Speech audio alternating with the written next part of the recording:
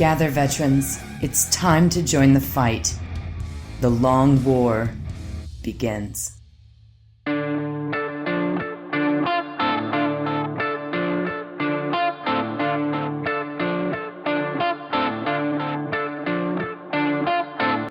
Yo dog, Kenny Boucher here, The Long War, joined tonight by my partners in crime, Wyatt Turk and the legendary Demeki of Dice Check.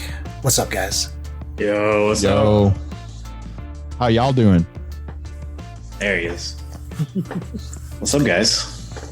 We're fucking doing good. No Rob Baer, apparently, insert lizard skin joke here.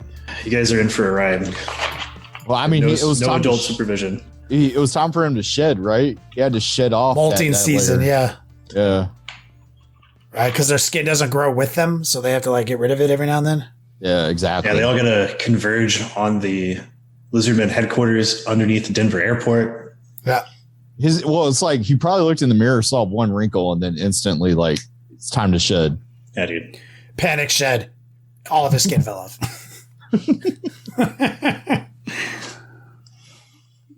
Oh, man. Missed Adepticon. I wish I was there with y'all. Sounded like it was a good time. It was. You tight? Maybe next year. We thought of you. Hopefully we can see you the next one. But you probably had some fun. But we also have fun on the horizon, right? We're going to the California team tournament. Hell yeah. I'm sponsored by Dice Hammer. Yeah, boy. Forward to that. If we do poorly, at least we can play bowling right after, you know? I don't think I've bowled on purpose in some time. How do you not bowl on purpose? Dragged to it. Like somebody drags. Oh, okay. Yeah. Like somebody. I really was hoping for a story on how Kenny accidentally started bowling somewhere. It was how did I fall into this predicament? One time I did. I accidentally started bowling because we got a bowling league at the casino I was working at. Got kind of dragged into that. I got dragged into a bowling league too. Yeah. So I made sure. Yeah, right. I was like, this is so dumb, guys. You know what I mean? We have obligations. We got to be places at certain times and shit like that. I was like, why would we do this extracurricular bullshit? But then, since I got dragged into it, I was like, well, maybe I can influence it from the inside. So all I was able to do was pick our team name, Team Longpin. Okay. Drew up the logo. It was a bowling pin with a ruler next to it. There you go. So that was my contribution. I like it. See, look, I got dragged in and I actually bought a ball and some shoes. And now they just sit in my garage. Never to be used. Oh yeah, I just used the hobo shit they had there. Then you go up there and you're like, I'm a size this. Do you have that? And they're like, nah, we have one. We got one of that size. No, it was ridiculous. And my team hated me too because they were like, are you really good at this? It's like, no. Did you grandma it? Both hands, swing it in between your legs? Not through it, but not well. Sometimes I threw it a little far before it hit the wood. Oh, Kenny's over there overarming. Sometimes they'd make it halfway down before it made contact with the wood. All I could do is picture Kenny taking a snap like a football quarterback, but it's a bowling ball, and he's trying to just sling it down.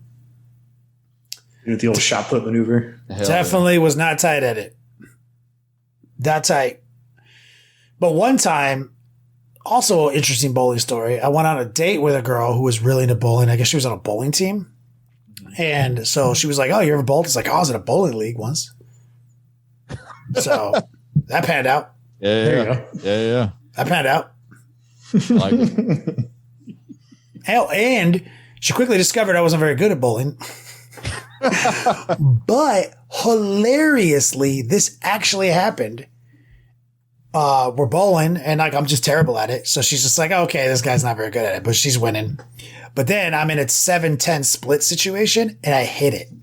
Oh. Right? But which is crazy because I'm like, she discovers I'm terrible at bowling, and I'm like, what's this called? And she thinks I'm trolling, right?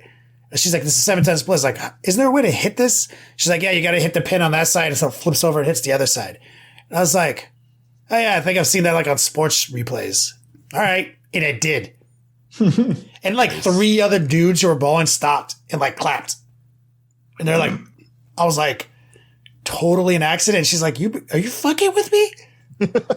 I was like, no. And then I just continued to suck it. I just continued to be terrible. Got like a 70 on my frames. Another activity like that is pool. You can be like garbage at pool, but every once in a while you'll land like a really amazing shot and feel like a god for 5 seconds. You're like, damn, I sucked at geometry, but you nail that one, and you're like, oh, maybe I am pretty good I'm the at smartest geometry. man in the world. Yeah. I'm a legend. I hit a 7-10 split in the fucking 3rd frame of my 70 score. Like, you need to add that to your repertoire. I got to put that in my fucking resume. Hell yeah. Nailed 7-10 split 3rd frame. Legend. So let's kick it over to Wyatt for Would You Rather with Demeki. If you guys are not paying attention, we have an after hours podcast we do. And in that after hours podcast, Demeki was a part of it, and he did get caught up on our famous Long John Silver's Would You Rather. So maybe check out the behind the scenes content. But anyway, Wyatt. Would you rather spend 1 month completely isolated for $100,000, or you have to be hunted by a team of expert game hunters for 24 hours, and if you survive, you get $1 billion? All right. So one, you're a missile officer, and then the other, you're in SEER training. Dude, this one's all right. So hold on. When you're isolated for that period of time, like what kind of isolation are we talking about? Like, glad you asked. You have to spend 1 month inside of a 10-foot by 10-foot room. Okay. You have a bed with covers and pillow. You have a toilet and a shower, and you have food. What kind of food? Yeah, healthy food. Like a supply of healthy. Do I get to like fill out a magical list, shopping list for food? No. Or is it just like pre-selected healthy You're given food? 3 squares of healthy food. Okay. Not like terrible, but not like incredible. Mm-hmm. Okay. What about liquids? Like is it only water? No. Just a sink in there and I can... Bro. Yeah, you can brush your teeth. How long is this for? A month? Can I get booze? No. Okay. Can I get grapes? Sure. I think I would rather be hunted for 24 hours. And I have a reason for this. So I had to go to South Korea during the pandemic and spend 14 days in a hotel room with government supplied food and water.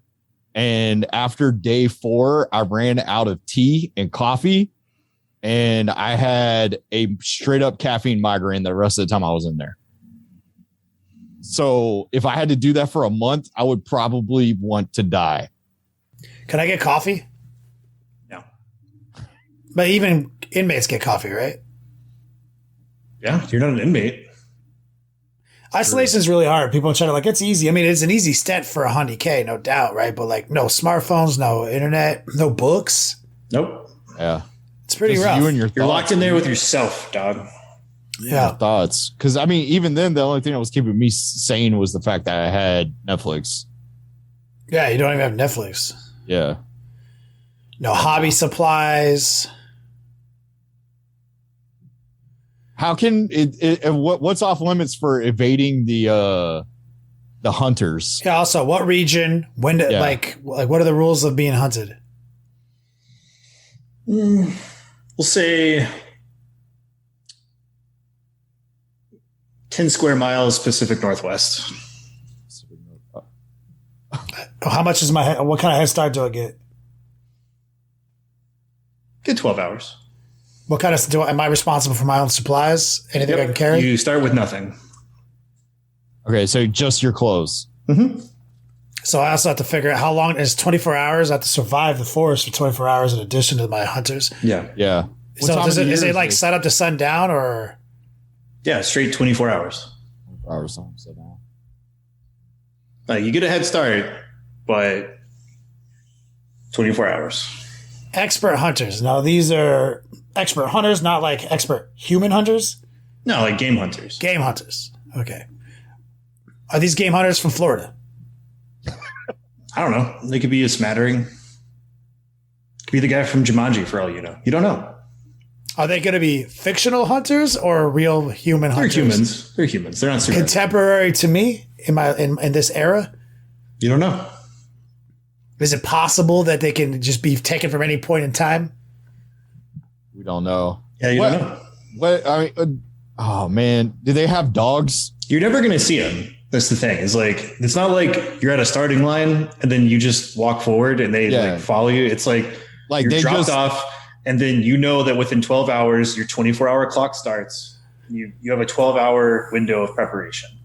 And you have to You don't know how evade them. many. You don't know what they'll have. You don't know. I who think they are. LT echoes my concern here very well. He's like, if you're worried about surviving in the Pacific Northwest for 24 hours, then maybe being hunted isn't that good bet. Yeah, I'm not even sure I can make it through the fucking night without being hunted. You know what I'm saying? Like, I'm just like, there's too many things to juggle. I'm just going to go isolation. I'm going to take one for the team. It's going to be real fucking hard. But my man did say I can have grapes. Good to go. I think I'd rather be hunted. I don't think I can handle the isolation. I think it would probably break me mentally. You said I can have a toilet and grapes. So I only have to make it about 3 days. Then I can You start can't kill getting- yourself. You can't kill yourself, can you? No, man, I have toilet wine in like 3 or 4 days. Okay. You have 27 more days by Yeah, yourself. but you're gonna die. You're gonna die from not being able to take a shit because you want to make sure. I'm gonna shit in the corner of my fucking isolation booth, dog. You're gonna be in a 10-foot by 10-foot room with your own shit for 20 days. I'm gonna go crazy anyway. Might as well just get it right off the get it going. All right. Okay. Like, I'm gonna be an insane person in 30 days anyway. So I'm gonna be a drunk insane person. I respect that decision. I respect it. Oh man, I don't think I could survive the night, dog. On my own in the fucking forest with no supplies. See, but my thing is that I don't think I would have the patience to wait for the toilet wine because, like, I'd already have a migraine from the caffeine, like the lack of caffeine. I would just want to slam my head up against the wall. Or you can go the other route and dedicate yourself to health and fitness in those 30 days. We could RP as Goku or some shit, dog. Or, you know, like, we'd be like, go to meditation, channel your ki, fucking mad push-ups.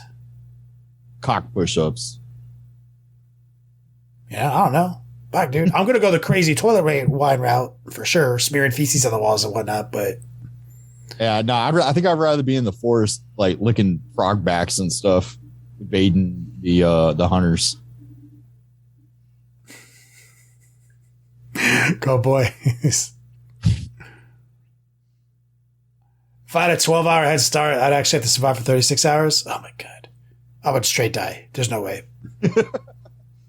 Yeah, you're only being hunted for 24. Yeah. But you're also gambling on everything that's out there in 24. No, I'm going to die, dog. I don't have the expertise to survive. Even You're like, regulars. I watch all the survival shows. I'm not really paying attention that much.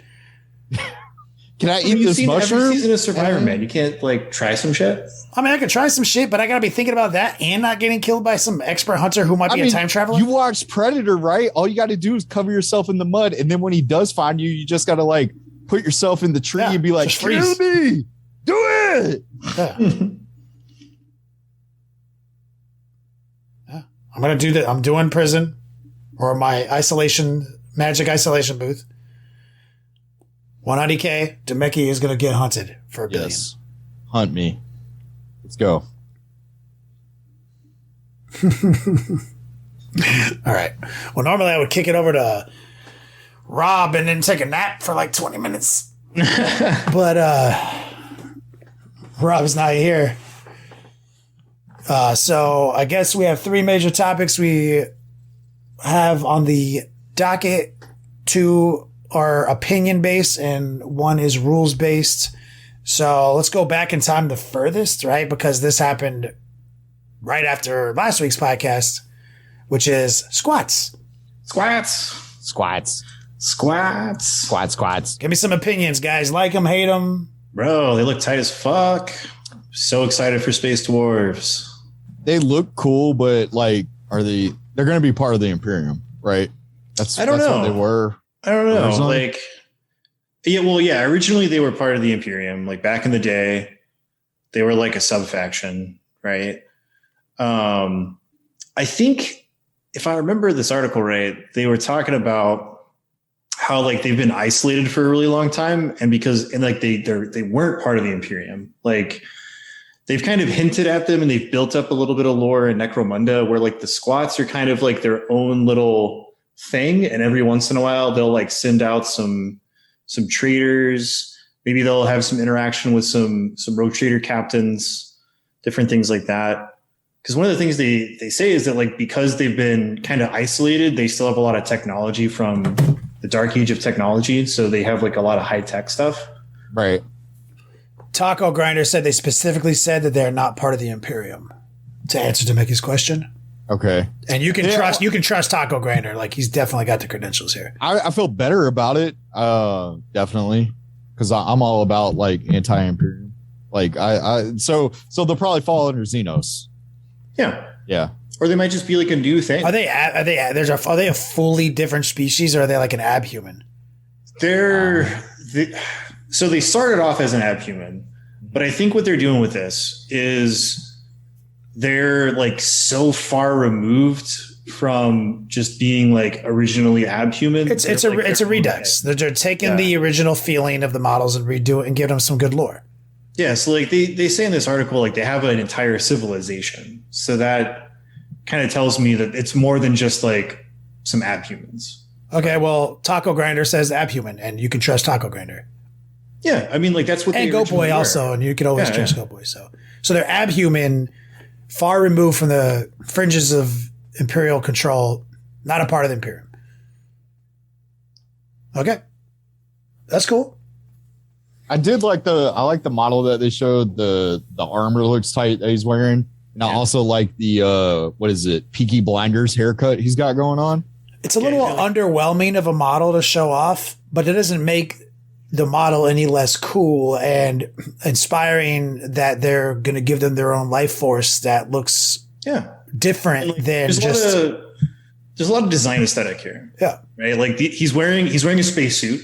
Right. So just looking at the model, you can tell a lot of things. Like, so this guy they show off, he has cybernetic feet.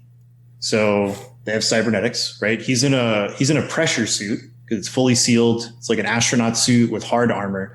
So these guys are probably like primarily spacefaring, right? Wouldn't be surprised if the lore comes out and they don't even have a homeworld. They're just like miners. Yeah, like maybe that one race from Mass Effect where they just travel around in a giant fleet of ships, like, you know, that kind of thing. Oh, yeah. This guy's got like a different type of grenade than what we're normally used to seeing. Like it's not like your standard issue frag grenade. It's special, so that's probably like its own thing.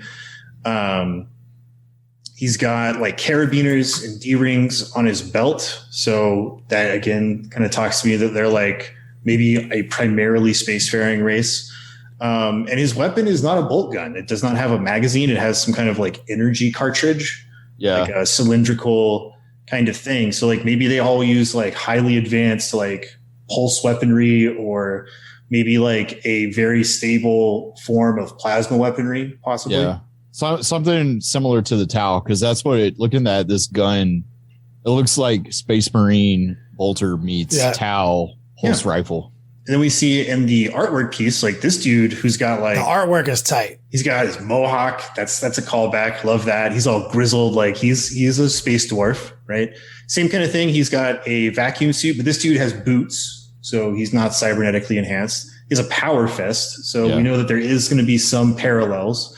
And he's got like this big honking plasma pistol, but it definitely looks more high tech than what Space Marines are rocking. I'm excited for that. My opinions of squats have never been as hype as I would say everybody who is my contemporary in this hobby. I've never saw the allure, never felt it from the old days. Never quite understood the fanatical following. So my biggest concern, just a personal level, it's a personal opinion, right? It's like, I don't think it was that tight. And so my concern was that these guys were just some like clone fantasy dwarves with armor. And this trooper, while I feel underwhelmed by it as a choice for a release, not underwhelmed by the model's sculpt or anything. It's a really solid trooper. I would have liked to see that guy in the Power Fist, obviously. Yeah. But though I feel underwhelmed that they chose that as a release, I feel very comfortable and confident that they are really, sculpting that IP and giving them some real fleshed out like personality while also honoring the heritage. So I'm actually really intrigued by this. I'm actually now hype. I'm hyped for these squats, not the old squats. Yeah, I think what it was is people have been enamored with the idea of them because if we're being real, like the vast majority of people into Warhammer now were either A, not alive when squats existed, or B, like never got into them. And it's this weird amalgamation of like, the idea of that is so cool. I'd like to see what Games Workshop does with their modern models. Or it's this other thing of like, I like the idea of squats and I can't have them because they don't exist anymore. Thus, I want them even more. Right. So now like they're out and there's like this huge hype surrounding it because it's a cool idea. But what happens if they release a squat that looks just like the dwarf in Age of Sigmar with the beard gun? Like, I'm all for that. That looks cool as shit. Bro, I like if that you model. give me a fucking squat with a mustache pistol, like, bro, I will buy Games Workshop stock. You give me a dude with like a metal top hat with integrated mustache pistols? Yes. Bro, let's go. Like, I will buy stock. Yeah, it's one giant one that's like a melta or something. I think that if they seem very sophisticated, very sci-fi, like you were saying, Wyatt. There's a lot we can infer from just this trooper.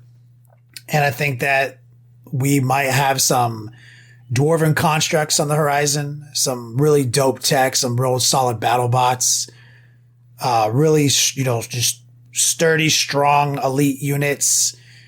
I like to see that tech, and I feel that we can obviously borrow from the AOS guys. What are they called? Kairadons?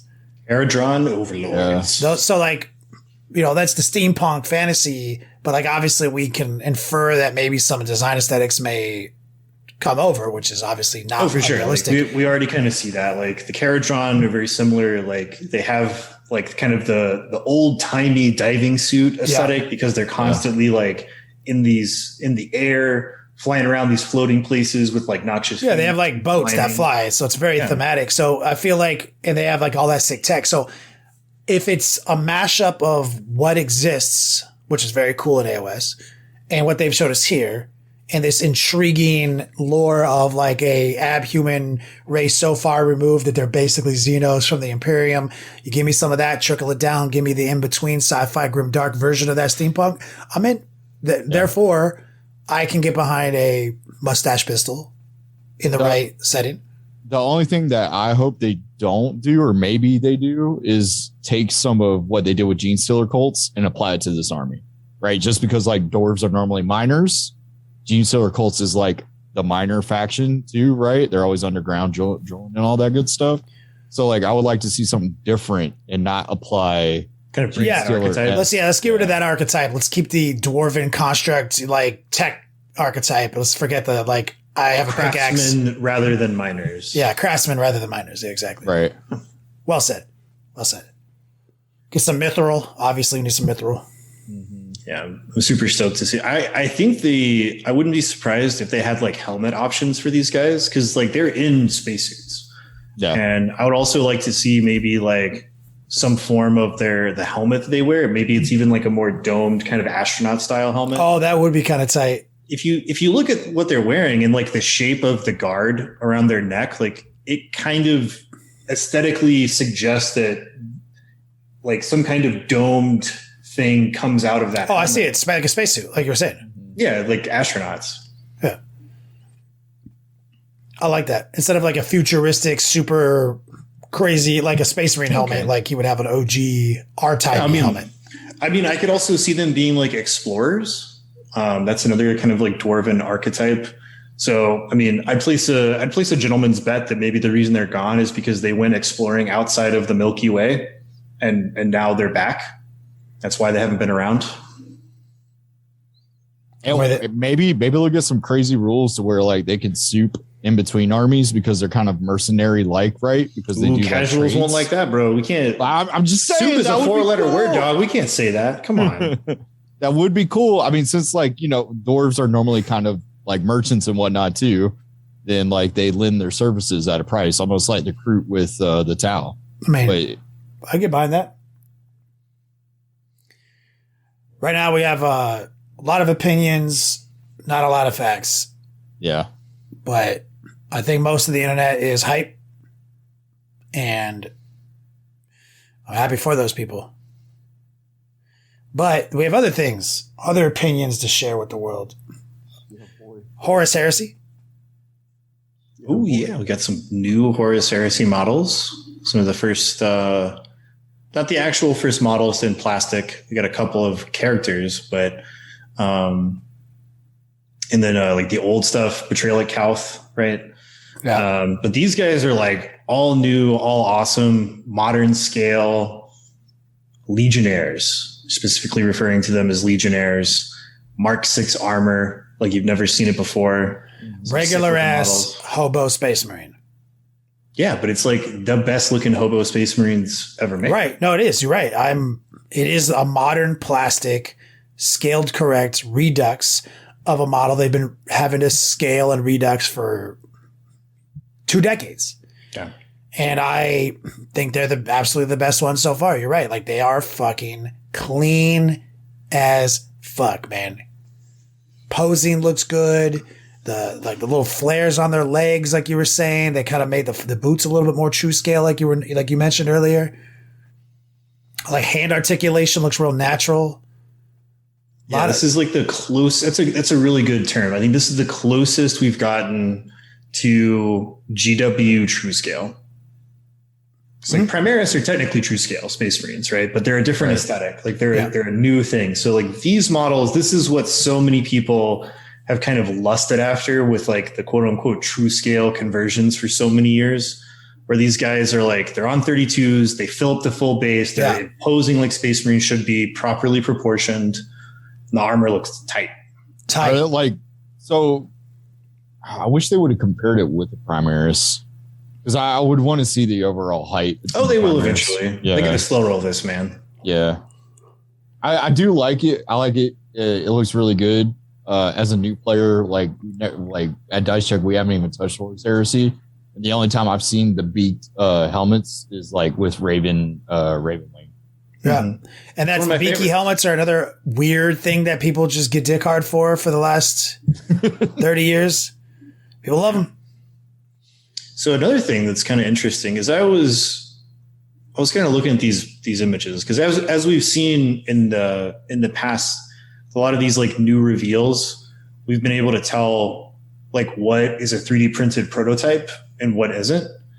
And I was looking at these models, and like these are plastic models that they're showing off. They look that way to me as well. I think these are already like in production, like gearing up for a big release. Well, I agree. My thing is though, is it because, as a new person into the game and the hobby, like there's a clear distinction between Forge World and GW. And GW, mostly plastic with a little bit of fine cast still out there and some pewter, but like everything Forge World is resin. So like that's changing. That's right. That's one of the big paradigm shifts that they recently kind of announced, is that like some stuff is still going to be resin, but primarily they're going to start switching a lot of things to plastics. Because Forge World, like way back in the day, Forge World was kind of like a sister company. Mm-hmm. And then all the way up till now, Forge World is like just a subsidiary of Games Workshop. They're like in the same building basically. And they run specialist games. Like they run Blood Bowl, they run Titanicus, Horus Heresy, like all the other ones, right? And so it's just like they're kind of, and they tried this once before, right? Like we were talking about Betrayal at Kauth, and was that Prospero Burns? Prospero Burns. like these Horus Heresy era armor kits. Yeah, and they were big boxes, Demeki, that were actually a good deal, great value, and they were plastic. That's where the plastic Contemptor basically came from that box. Okay. And that was a big fucking deal, right? Like, oh my God, we get fucking plastic Contemptors. I mean, so it's for Horus Heresy, which, you know, has had different levels of popularity. Yeah, because when it came out, it was really expensive. But it's never as popular as 40K. Yeah. So no one bought Portrayal. I mean, very few people did, but like most people who bought those boxes, it was for 40K, man. They're 40K fucking expansion packs, dude. You know what I'm saying? Yeah. It's so funny. Like they made this box like this big hullabaloo to try to like entice people into Horus Heresy. And like everybody was like, nah, I'm just going to use that for 40K shit, dude. Is it because too people already know the outcome of that story? Like, is that one? No, because Horus Heresy is just Marine v Marine, dude. It's not it's cool and clean, and it has a very cool fanatical following of people who paint their armies, and I love everything about that. But at the end of the day, man, it's just Marine v Marine, and it's never going to have the allure that Warhammer 40K, the greater fight, is going to have on the tabletop. Right. It was just really expensive. Like when Horus Heresy first came out, I think it was 2012. Yeah, it was all Forge World shit. Yeah. Yeah, like you had to buy everything from Forge World. Every single thing was resin. And at the time, Horus Heresy was billed as like a larger scale combat with like way higher casualty rates because the weapons they brought to bear were so much deadlier than what we have now. Yeah, 20-man Space Marine skirmish squads, melta units, and this, you know, that's part of the cool, you know, part of what we talked about earlier. But like when the Legion War happened, you realize you had too much power locked into these legions. It's too scary. So then break them up into chapters, right? And that's what part of the Codex inception. So that's why, you know, it's cool lore to have Space Wolves. They're still like a great company, like they're still like a Legion, and that's why they don't have the same archetype and codex organization. Like I love all this lore, right? But like we're playing in that lore now. We don't need to go back in time, but some people do. Some people fucking do, but no one gives. I honestly hope there's a 30K resurgence. I do, because that it's one of the sickest parts of any major trade show I've ever been to is the Horus Heresy section. It might only have 60 dudes total in that whole convention there. They go hard. They on their armies. Ooh, they go hard as fuck, right? Like everyone's painted. Everyone's got this sick shit, big ass robots on the table. It is incredible for the hobby in whole to have that exist. And I hope that we get back to that. And it's very exciting to see plastic Space Marines again for 30K, not just these boxes that me and Rob would buy, box break and fill dumpsters with the trash components and send them to our audience members. That's basically what as far as that's all my memories of Portrayal Calth and Flashball Burns was, I can get this for $90 on a fucking wholesale account. I can box break it. I can send it to my audience members, and I would they had a board. There was a board in there to make it. There was like special dice, all this dumb shit. It's like a fake board game. I would just fill dumpsters with that trash. Well, I mean, like, would it be beneficial because like, all right, I already knew that it's a civil war, right? Because like I've read the Horus Heresy's first like 3-4 books, but like, did any other race show up besides demons? Because like, throughout that whole thing, or was it just man? You have a couple of other factions, demons? like you have the Mechanicum. Yeah, they have a whole bunch of stuff that the Mechanicum can't have in 40K. Yeah, you have the Solar Auxilia, which are like real highly trained, better equipped Imperial Guardsmen. They have stuff that like the Imperial Guard can't have in 40K, and that's about it. Okay, you've got the Traitor Legions, the Loyal Legions, a couple of other like smaller factions, but it's basically a Civil War game. Yeah. So, I mean, that makes sense as to why I probably didn't take off too, because there are people who just purely hate the Imperium and they don't want to play in. Hey, well, K.R. Quinn brought up a good point too, and this is actually true. He says Horus Heresy is full of gatekeeping though, which I hate that concept, but definitely exists there. And it does. It's actually, there's been some pretty toxic shit floating around the Horus Heresy communities. And I'm not saying it's like we don't have toxic shit floating around our community. We do.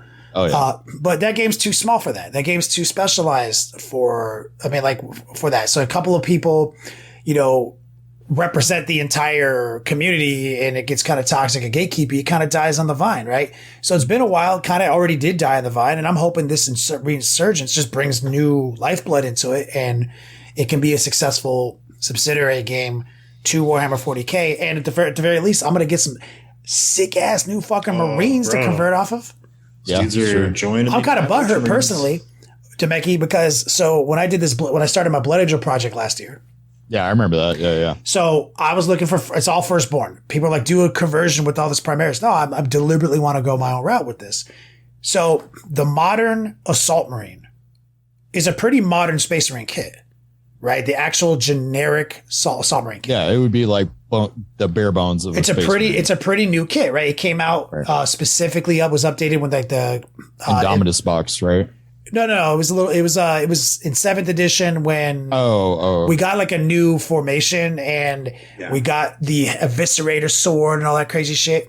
So it's a relatively new tactical Marine 2014. Mm-hmm. And so it looks markedly better than like most firstborn Marines. Very dynamic. They're posable still, which is kind of a pain in the dick, but they have very cool poses, like little base rubble, like really nice base rubble, like every guy. So I bought those because of the sickest ones I can get away with to convert into my Vanguard veterans, right? Because even Vanguard squads are garbage. They're the old busted guys. Yeah. So I went on this journey. Pop goes the monkey bits, all this stuff. They're all the jump packs, looking sick as fuck. And on a side note, everybody who's listening to the podcast, I've begun filming the completion of the Blood Angel project that I got super dick hard on, burned out too bright on last year. It actually was a year ago. I looked on Instagram and I went to my timeline on my video edit, and it was literally April last year when I started filming these guys, burned myself out from that massive collection when me and Wyatt went super hard on the detachment of land speeders and attack bikes. I'm doing it. I started painting it again yesterday.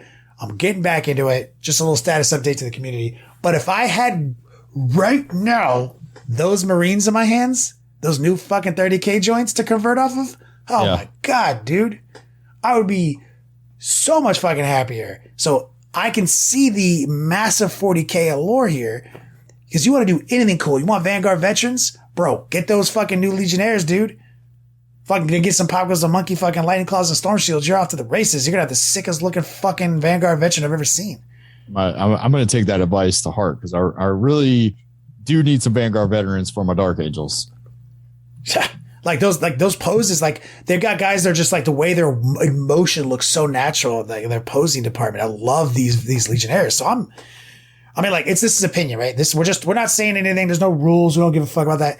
These models look sick. I think they look sick as fuck. But there's only one negative that me and Wyatt both universally agree on. Should have been push fit. Should have been push fit. Easy to build. But stupid. We're not. I don't even think I think we're in the vast minority with our opinion, though. I think a lot of people like the multi parts. We just don't.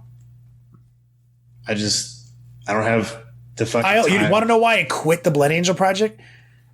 It takes you like fucking hours and hours 30 to push Vanguard it together. veterans. 30 Vanguard veterans, right? All posable. Legs, 2 parts to the fucking torso. Arm. That's at 5. Okay. Shoulder pad, head, jump pack, right? Jump pack is 2 pieces. So that's 10 parts per model. Okay. 10 parts you got to clip off, right? So you're going to go through, you're going to be efficient. Clip. And I'm really efficient, right? Put them all the jump packs on one pile, all the torsos. So I got to clip 10 parts times 30, just off. Yeah. Now they're categorized. Now I got to de-flash them because they're plastic, right? That's another handling every single part I just clipped off, right? Yep. So it's 30 times 10 again. Then it's time to glue them bitches. So now I got to rehandle all those 10 parts times 30 again to glue them bitches back on, right? Bro, by the time you're done with that, you're like, I don't care about this anymore. And then it's also too, because like even with the glue, either you plastic glue or you super glue, and you got to use a quick set, right? Yeah. Just so you can keep handling it. There's also a point to be made that the reason that we're so adamant about easy to build models is Kenny and I did commission painting for years. Like I was a commission painter for 4 years. I think Kenny did it for what, like 6, 7, right? Like we have put together literally thousands and thousands of Space Marines. Like we just don't fucking want to anymore. Like I do not have like the effort in my soul to build another 30 Space Marines that are 10, 12, 15 points apiece. I don't want to fucking do it anymore. Nah. Yep. I feel that even now, just because like, you know, the daily grind of we need content, we need new armies, new everything, right? It's not even that. It's just for like my own personal, like if I was just going to add some stuff to my Ultra. Bro, I quit painting this something I was so hype on just because of the fucking mental exhaustion and straight depression. Like if I was going to like add a unit of intercessors to my Ultramarines collection, I'm going to hunt down some easy to build ones. Yeah. Because like intercessors are 22 Didn't you score the easy to build land speeders? Yeah. Yeah, I was so jealous of you. Yeah, dude. I have 6 land speeders. Not one of them was easy to build. That was like such an Indiana Jones artifact of a lost age find on eBay. No, so they used to, because it was hard to track down these land speeders for the project. Right? And then the only place you could get easy to build land speeders was these like discontinued start to paint kits from testers that came with like 3 little like thimble pots of paint and a Garbo like synthetic brush, but they were cheaper than the retail land speeders on Games Workshop website right now. So I picked them up at a discount on eBay. And I was like, these bitches are like 4 parts. Oh, I was so jealous. He shows them to me because I'm like halfway through the clipping fiasco that is not. Bro, and I had all of mine already paint, like primed. I'm like still clipping shit, scraping things, trying to get things to line up. I'm like, well, that's never going to line up. That's really fucking well done. You know what I mean? I'm like gap filling shit. I'm like, how many more left? Oh my God, I'm only 2 deep. Dude, I had to build 1 regular land speeder kit, and I was like, this is the dumbest. You're like, do I need 6 land speeders, or can I get away with 5? Y'all making me upset right now because I got like 4 of those things inside one of the bins ready for the move that's going to happen soon, just so like I could have my the Talon Master. Not looking forward also to that. cheated now. on my Thank you. Talon Master, and I got the Horus Heresy land speeder that's only like 4 parts. It's just 2 guys in seats strapped to an engine. It's all like open air. I was like, yeah, I'm not building those models anymore. It's too much. I mean, that's why I've been trying to explain to our community, though. You know, like, you know, everybody wants to consume content as fast as possible because of the society that we're in today. But it's like, bro, like I go full-time job every day, come home, I got to build a kit, find time to prime it, and then find time to paint it. You know, like if I could just buy stuff pre-built and then paint it, like I'd be happy with that. Like if, you know what, new idea, I'm just going to have my 9-year-old just build all my kits and then I'll just paint them. That'll save me time. There we go. Well, nothing wrong can happen there. Yeah, no. I got a 3D printer behind me. I could print Space Marines in one piece, dude. I could do that too. Shit. Yeah, that's true. So that's our opinions of Horus Heresy release squats, but also rules. So I think all of us are excited for Chaos Knights that were previewed at Adepticon. Yep. Oh yeah. New models, new kits, and they showed us some of the weapon profiles. Yeah. So we got the Plasma Decimator. That's the big boy knight, Castellan Tyrant. So they're showing off its new weapon profile. Still 48-inch range, so you can reach out and touch people. Still heavy 2d6 shots, blast, dope. But the standard is now strength 8. It's -4 AP and it's 2 damage, so it's much better. The old one, which was 7 strength and 1 damage, and then they have the supercharge. So strength 9, -4, 3 flat damage. And the change here is that when you roll a hit roll of 1 and you take mortal wounds, instead of taking 1 mortal wound, you take 2 mortal wounds. So you gain a strength, you gain an AP, you gain a damage, but you also get that extra mortal wound if you roll a 1. So I think the trade-off is fair. And also, like, you don't have to supercharge as much as you used to because your regular standard shot is 2 damage now. It's fantastic. Yeah. I mean, it seems very thematic, you know, big gun, roll a 1, it explodes on you. Instead of 1, you take 2. I like that it represents kind of like it's dumping so much auxiliary energy into the weapon manifold, you know, I like that cannon, you know, like. Yeah. Redirect energy to the 4 deflector shields.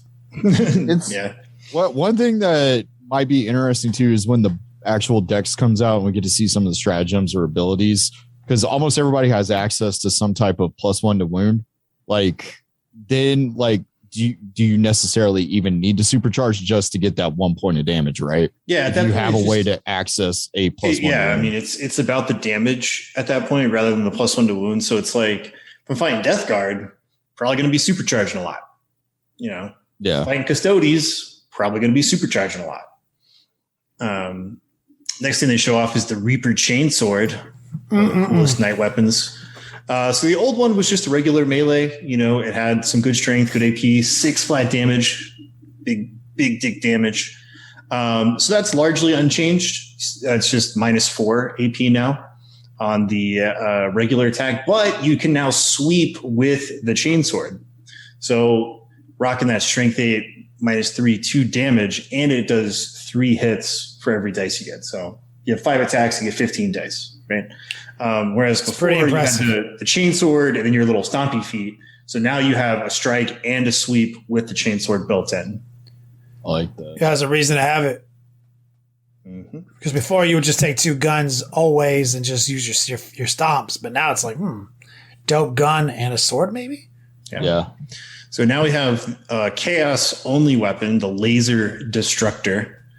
So before it was 60-inch range, heavy D3, 14 strength, -4, D6 damage. And on a wound roll of a 6, you did D3 mortal wounds on top, right? So the new one, you get extra range at 72 now, so you can really reach out and touch stuff. It's 2 flat shots. So your math is a little bit better on the 2 flat shots over the D3. Still strength 14, but it's now AP 5.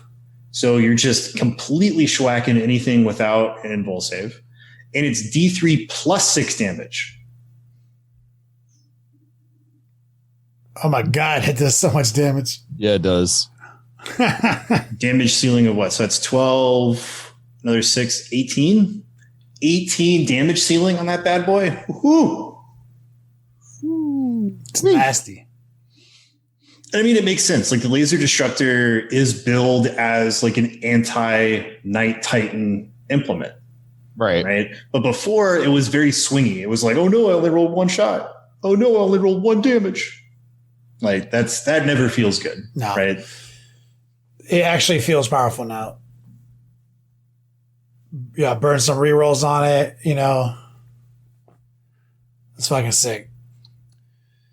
So and we've got a Imperial Knight weapon, which is the Laz Impulsor. And this was one of those like kind of wacky weapons that has a low intensity and a high intensity. And the new profile is pretty good. So 36-inch range, heavy 2d6 blast, strength 6, -2, 2 damage. It's great for clearing out. That's really good, yeah. Right. And then the high intensity lowers the range to 24, which is better than what it was at 18. D6 shots blast, strength 12, -4, 4 damage. Oh, dirty. So there's those real like hard to crack units. I actually like that damage profile that they did instead of like, because like most D6 has changed with 9th edition, right? It's gone from D6 to like D3 plus 3. Mm-hmm. So I like the fact that this one's just straight up 4 damage. Yeah, I like that. I wish that was a chaos weapon and I could take 2 of them.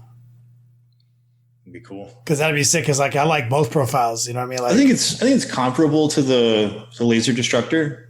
You know, it's a good trade-off. Well, I like the fact that it's 2d6 strength 6, 2 damage shots, right? Like in its low intensity mode. Mm-hmm. So like I like that, just knowing that I have access to 4d6 versions of like that low intensity shot when I need it, just to clear crowds. Yeah. That's what I like. I think on that chassis you can only have one of those. I don't think you can double up on that. Well, you said that was an Imperial weapon anyway, right? Yeah, it's Imperial only. Yeah, so that's what I'm saying is like so the Knight Despoiler can take 2 weapons. It's always been like our cool thing, right? Like, and it might not even have been in that weapon category. I see why you're saying it was comparable to the one you couldn't take two of. And we also got some new stuff on some of the other Chaos Knight Titans. So we have the new War Dog kit. It looks fantastic with a bunch of new options. Oh yeah, including a melee only version. It has like a little armature chainsword and a claw. And then in the picture, we also see there's a new chassis hard mount, which is these like 3 missile pod thing. So we'll have to see what that does. They haven't talked new about chassis yet. weapons. Yeah. But what is this guy called? He's like a special fast boy. The Carnivore, the War Dog Carnivore with a K. And he gets like faster because he doesn't have any guns weighing him down. It's kind of cool. And then we've got the Brigand, which has that new claw weapon, that new missile pod, and it also has a Gatling gun that's new for the War Dogs that has 12 shots. It's pretty spicy. It's pretty fucking good. They also have this new flame weapon. it almost looks like a Melto if you just cruise by it for once. I'm trying to find the name of it because I think it has flame in the name. Man. Oh, Carapace Mounted Havoc Launcher is the one thing. That's what it's called. Ooh, a Havoc launcher? Are you talking about the Knight of Abominance? No. It's the War Dog. So they have this new, Demon Breath Spear. That's what it's called. So I don't know if it's a Melta or if it's going to be like a flame template or something, but the way they describe it is a tank buster. And you can like mix and match those on the Brigand. Like you can have two ranged weapons. Okay. Yeah. So the picture they show has a Gatling gun and the Demon Breath Spear. Yeah.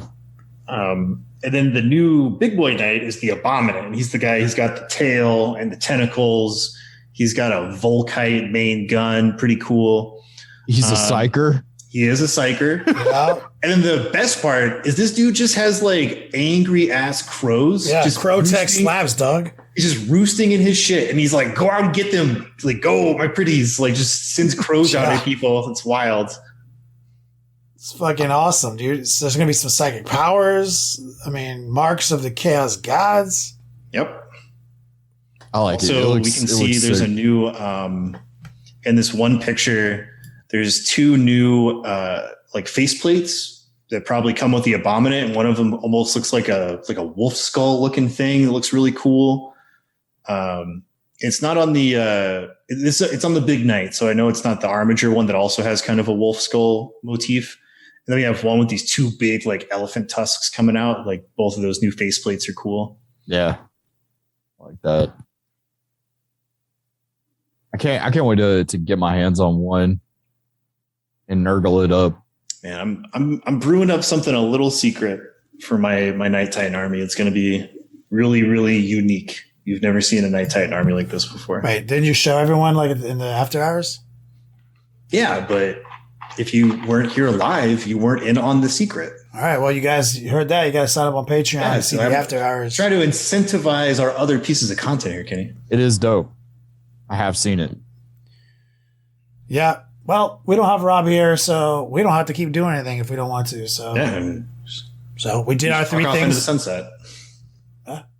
We did our Would You Rather and our 3 things we said we were going to do. We did it. And With we the had power of Demeki friendship. here, and big shout out to Demeki for helping us out, because without a third person, me and Wyatt would just end up talking about. Yeah, probably just do a live stream from Prius. Yeah. Jar Mustard and NPR on real loud. I can't wait to get. Look, I'm hype. I can't wait to get my shirt. Oh yeah, I already ordered mine. Yeah, I'm super hype about that shirt. Oh yeah, that's right. Everyone was like, "What? Oh yeah, I forgot about those. We got some team sweet shirts. team shirts." Yeah, I forgot about that. Thanks for the F Shack. Oh man, I'm super hyped for the end of the month. That's right. Demeki and Matt from Dice Check will be joining us, meaning me, Wyatt, and our boy Zach, in a mashup of the Long War and Dice Check for our California team tournament. Yeah, dude. Yeah, Team boy. name, The Other Guys. Thanks for the F Shack. Oh my God. Yep. Well, anyway, normally Rob would say something about, hey, head on over to thelongwar.net, become a veteran of the Long War today, or something like that. And I think we hit 100 patrons, so we don't have to keep saying anything about that anymore.